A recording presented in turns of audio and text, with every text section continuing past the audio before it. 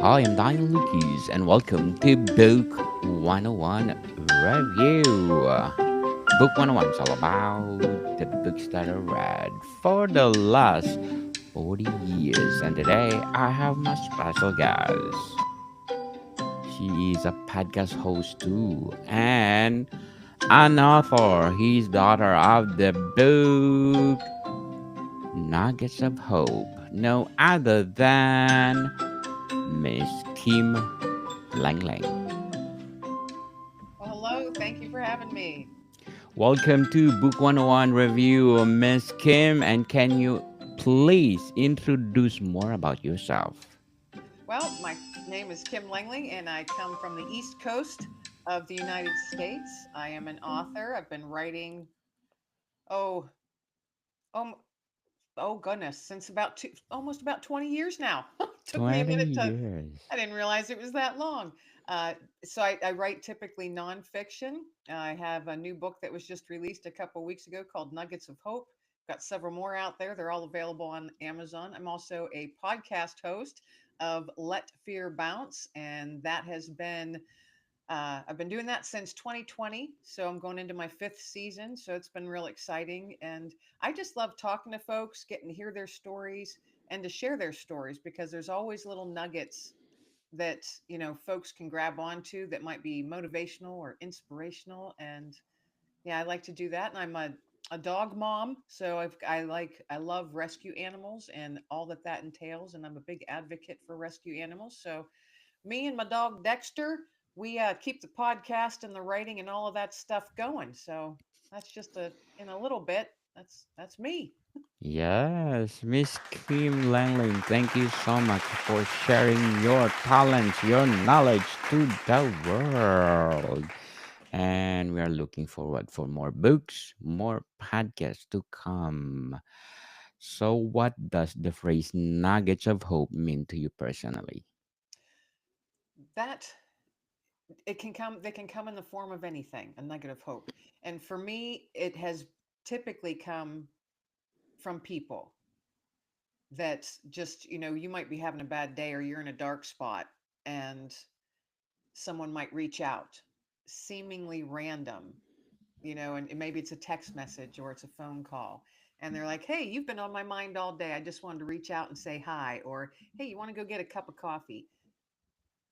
That would happen, over and over throughout my life. And I found, for me anyway, I would look at those as little nuggets of hope. And then things started coming to me, just thoughts, and I was hearing and seeing the word hope everywhere. And I thought, maybe I'm personally supposed to do something with this. And so I started this journey 2 years ago of providing nuggets of hope to people when I was out and about running errands, little nuggets of hope, actual polished stones with the word hope engraved on them. And if I saw a person and I had a feeling, maybe a nudge, that's how I always say it. I was nudged to approach this person. And I just say, excuse me, sir, excuse me, ma'am, I would like to give you a nugget of hope today. And without fail, over the last 2 years, each person has held out their hand and accepted the nugget of hope. And I just, I wish them a blessed day after I do that. And I'm on my way. I don't feel that I'm supposed to stand and chit chat with them or even find out their name. I'm just supposed to give them that nugget. And however they receive it, and hopefully, it's in the way that it was given, which is love, um, that they receive it. And it was just what they needed at that moment. So that's that's what the nuggets of hope means to me. Definitely. So, Miss Kim, can you give me nuggets of hope right now? Give you personally a nugget of hope. Yes. The world's a better place because you're in it. We're Yes. all here for a purpose. We're all here for a purpose. So I feel that very strongly. You're here for a purpose, and the world is a better place because you're in it. Very well said. Miss Kim, very well said. I hope you will do that every day for those people need it. So, how can a small acts of kindness serve as a nugget of hope in a daily life? Oh goodness, being kind doesn't cost anything. Anything. And I'm always saying, why can't we toss out nuggets of hope like confetti? Because the world needs more of it. And little, just small things that you can do, smile at a stranger. That is so simple and yet can be so powerful for the person receiving that smile. Sometimes, and I don't know if you've noticed it, but I've noticed it. If I'm, running errands or walking down a city street or whatever, folks are always attached to their phones and they're always looking down now. No one's looking up. So get someone's attention, smile, compliment them, compliment a total stranger. I started doing that a couple years ago as well. I'd see an older lady, maybe she's walking into a grocery store or she, wherever I may see someone. And I'll say, oh, excuse me, ma'am, I just wanted to compliment you on your coat. It's absolutely beautiful. And you have no idea what a compliment can do for someone's day. It's just those small acts of kindness. It might be pulling someone out of something so dark. You have no idea. I talked to someone a couple years ago and they said that someone had smiled at them that day. And that day, they were thinking of when they got home from work, how they could potentially take their own life because they didn't feel that it was worth living anymore. And they said that someone smiled at them that day. And that was that one little spark.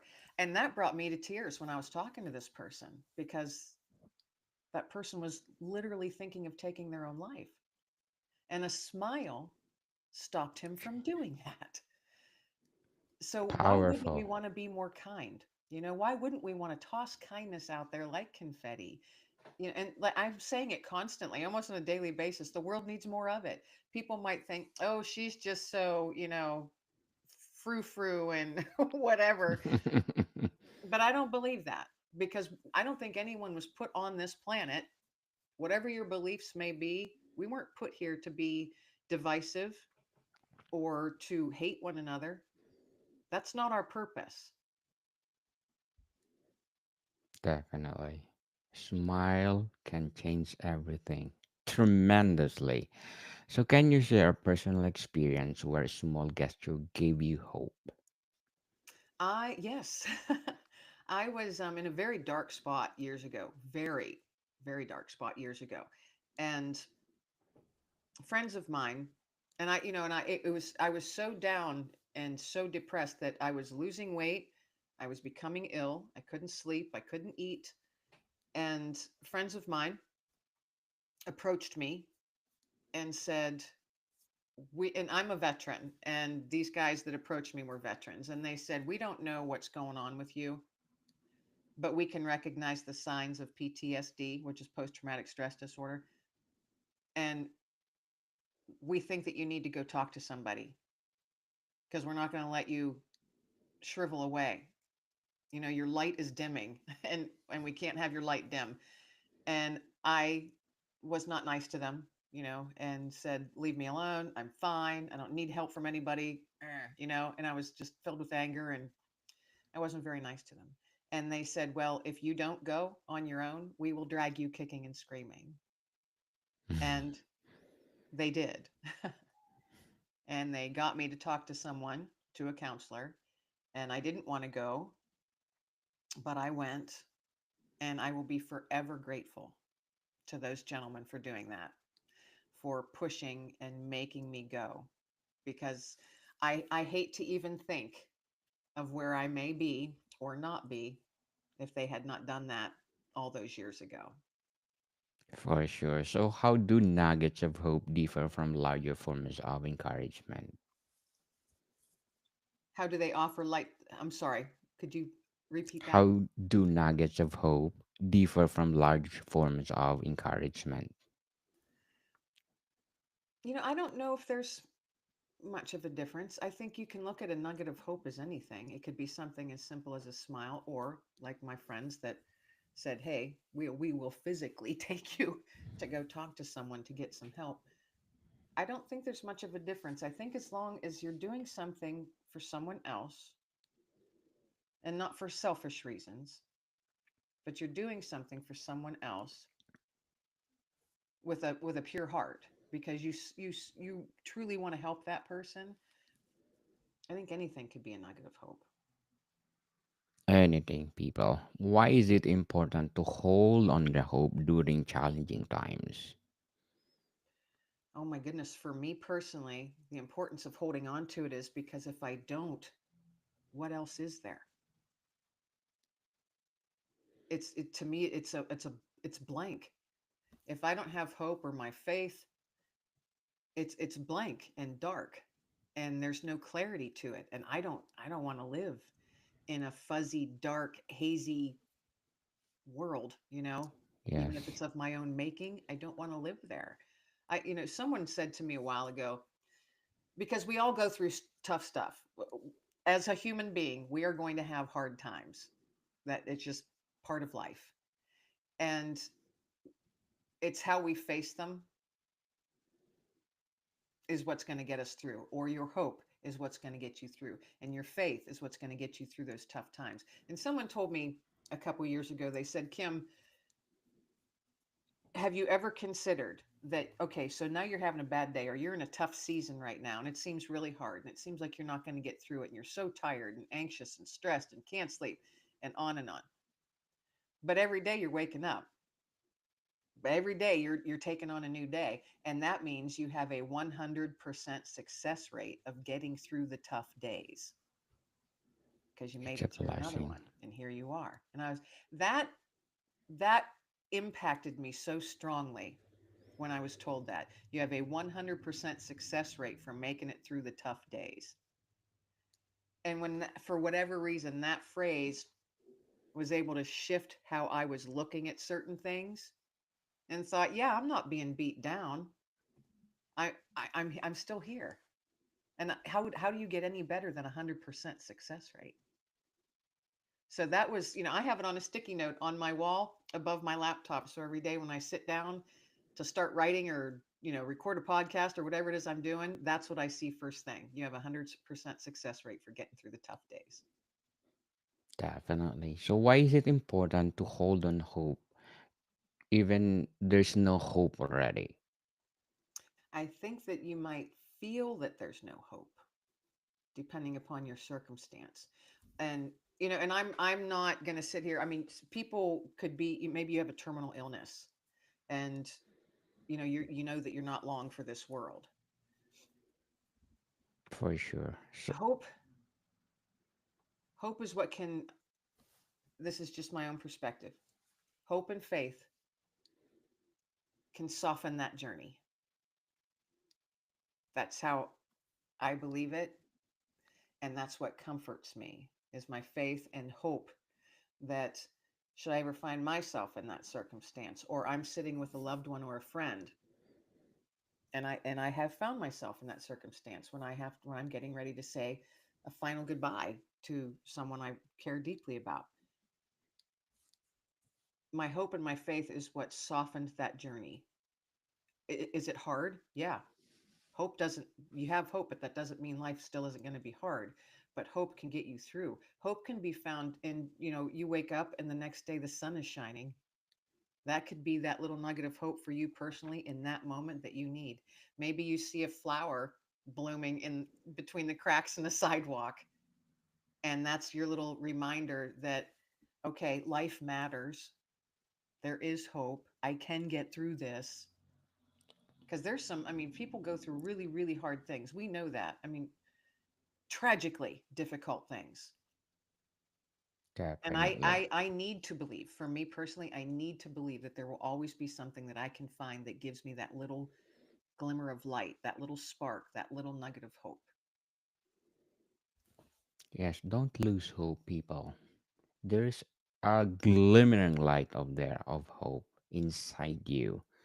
So, what role do faith and spirituality play in finding nuggets of hope? For me personally, my faith is very important to me. And that is what has gotten me through many things over the years. And I know a lot of folks, I don't know, everybody has different beliefs. Um, my belief, I'm a Christian, and my faith has sustained me and held me up, and others that are friends of mine or that I know through my church that are, have faith as well, they have helped to hold me up at times. Sometimes I couldn't hold myself up, and those of a similar faith were there to hold me up. So for me, faith is very important, and being, having people in your life, in your circle that might have that same type of faith as you, to be there to remind you, hey, you're worth being here. Hey, this is so hard, but as grandma used to say, this too shall pass, because it will. Life does go on. It does go on. Each day is going to keep coming. You just have to find within yourself that strength, and we all have it, to find that strength to face another day and say, all right, here I am again, 100% success rate, made it through another day. Yes, totally agree, Ms. Kim. So, in what ways can community or group provide collective hope? Wow, that's a good question. For me, and like I said just a minute ago, if you've got friends, family, maybe folks from church, whatever it is that you do, if it's an organization that you're involved in, and you have that, I call it my tribe. You got to surround yourself with people that care about you and you care about them, that you can reach out to when you need to, because no one should need to feel isolated or completely alone.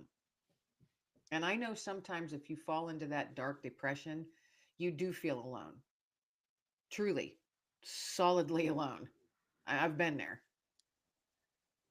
But if you are within a group, you're a part of a group or a church or what have you, you've formed relationships. And if you haven't, do so. It doesn't have to be a big group of 10, 15 people. It can be a handful or less. It can be one or two people that are like-minded, and they can help you and you can help them. Or you just watch out for each other.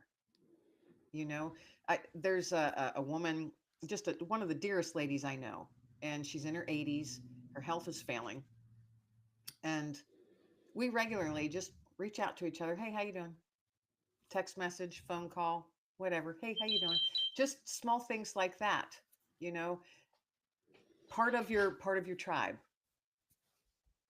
Create yourself a little tribe, and that could be one or two people. Doesn't matter, as long as there's someone else that you can reach out, and then they in turn can feel just as comfortable reaching out to you. So, Miss Kim, what are the practical ways to recognize hope when it feels hidden? Just like there's no more hope.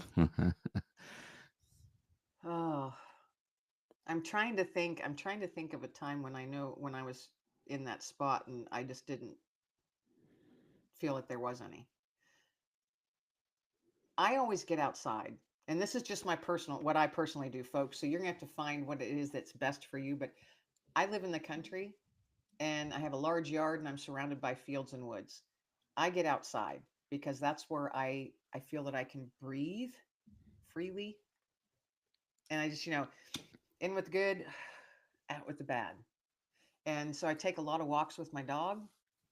My dog, if you have a pet, oh my goodness, the unconditional love that they can give you on those days that you feel like you don't want to be around people, don't want to do anything, you just want to sleep, but you're making yourself, no, I'm going to get up, I'm going to do something.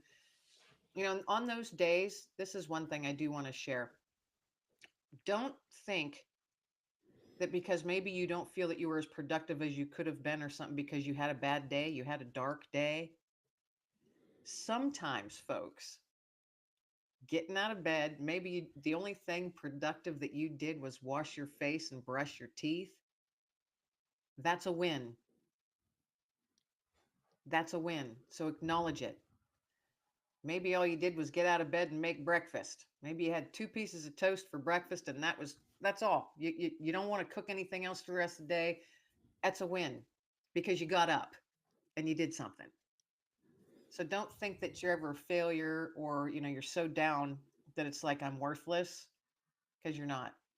Everything that you do that you may accomplish, no matter how small, is a win throughout those dark days. So don't forget that. Yes. Always remember there's a hope, people. So, Miss Kim, what will be your advice for those people out there losing their hope?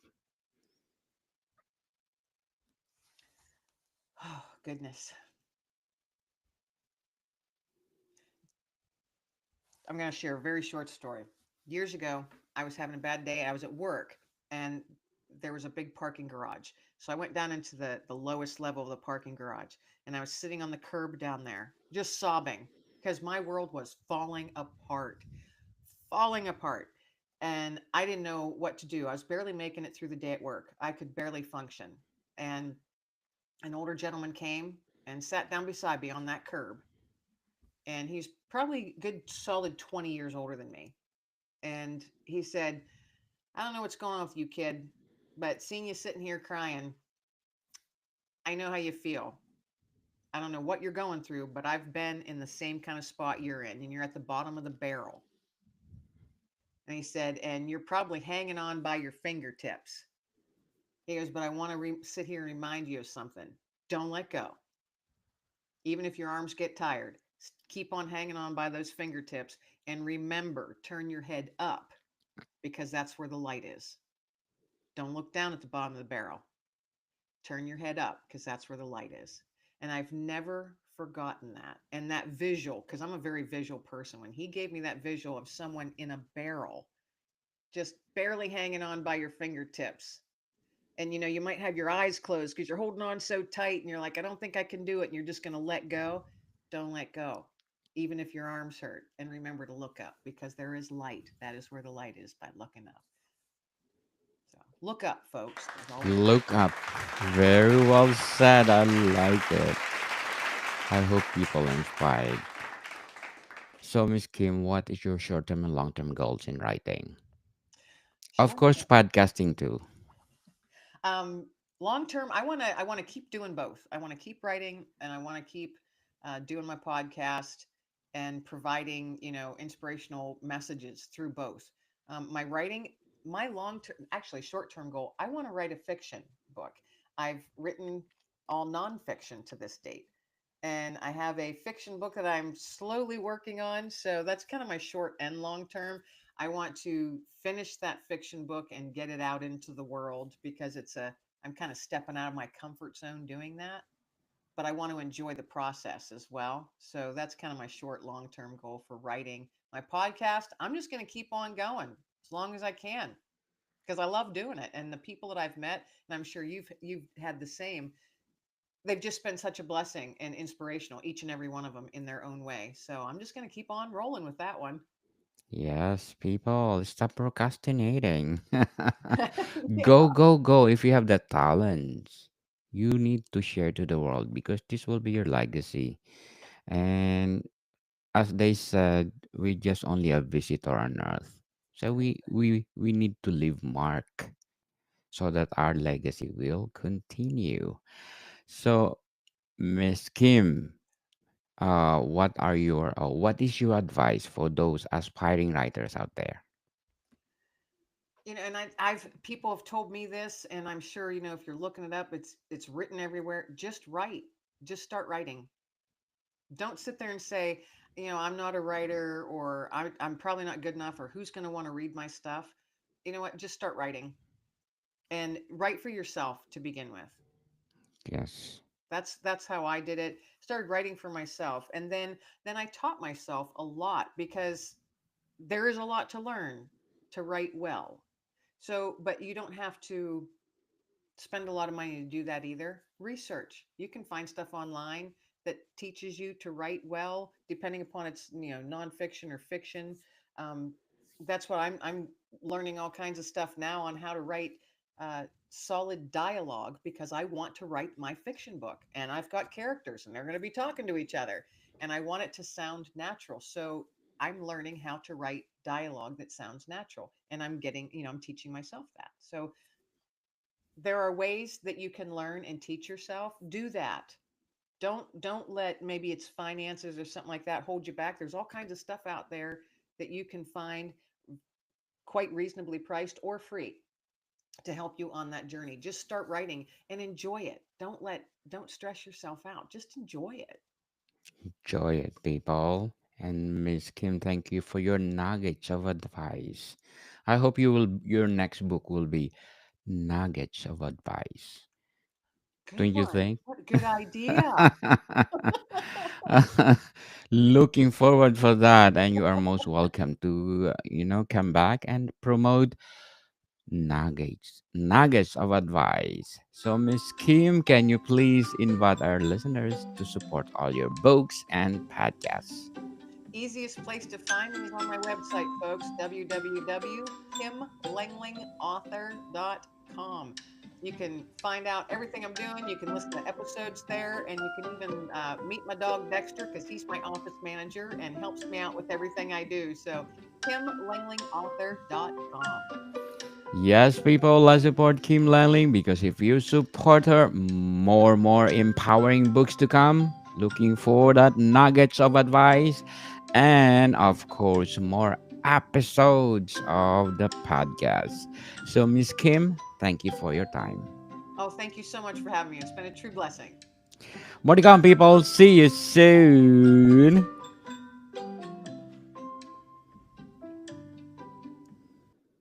Oh, Miss Kim, I'm inviting you again next year to come